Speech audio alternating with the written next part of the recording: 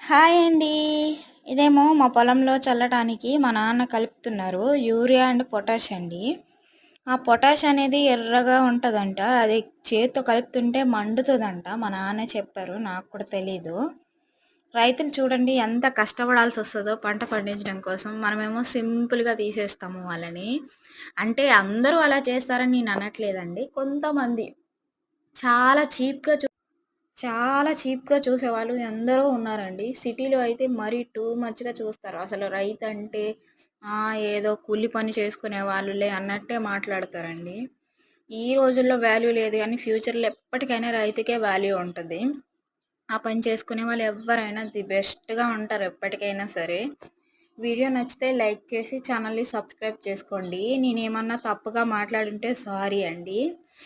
ఇలాంటి మరెన్నో వీడియోస్ కోసం నన్ను సపోర్ట్ చేయండి. థ్యాంక్ యూ ఫర్ వాచింగ్ అండి. Bye bye.